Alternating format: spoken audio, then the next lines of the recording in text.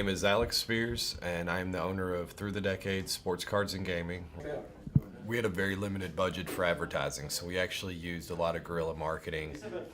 One of the most successful plans that we did is we'd go to the local retail stores that were your box stores, you know, your Walmarts and your Targets, and we would just drop business cards in every product that we sold. So when people would go to buy it there, they would know that we at least carried it as well. And then if that got them in the door, then we could show, you know, we don't get price beat by Walmart or Target or any other chain store. So it gave us an opportunity to get our name out there and kind of get some promotions. And the other thing we did is, you know, had some of our Magic players and Yu-Gi-Oh players wearing our t-shirts around when they would go to other tournaments or events. And that really helped promote us and kind of get us some even national recognition. I think the biggest was knowing what to have and when to have it. There were many conversations with distributors and suppliers going, I have no idea what to order, so just send me stuff. Here's my budget. You know, I had no clue what was going on certain stuff. You can know a business as well as you think you do, but it's a totally different world when you have to start ordering bulk masses of stuff. I think that was the biggest fear, and start getting that bill every 7 days, and you're starting to be like, oh crap, maybe I got too much, and you have too little, and then it's just it's that constant balancing act of making sure you don't have so much inventory that you break yourself, and so little inventory that you lose out on sales. I think that's probably the biggest challenge.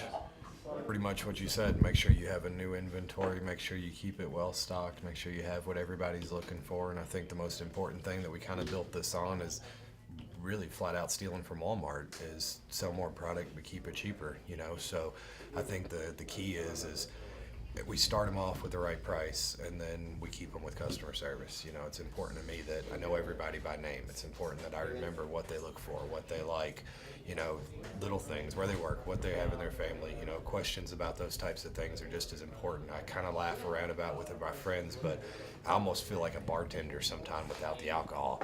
So you kind of hear a little bit about everybody's story, you know, the good and the bad, but that's kind of what we're here. We're supposed to be, if you're here for an hour or two a day and you're hanging out, you know, it's supposed to be that kind of relief from everything else that's going on in your life, where you can kind of sit down, relax, play some cards, talk about sports, do whatever you'd like to do.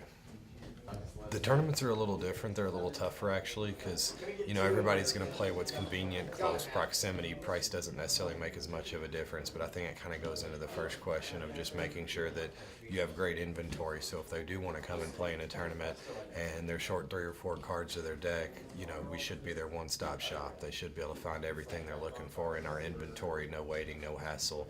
Plus, we do discounts across, you know, 20 to 25% off of anywhere else, even on the internet.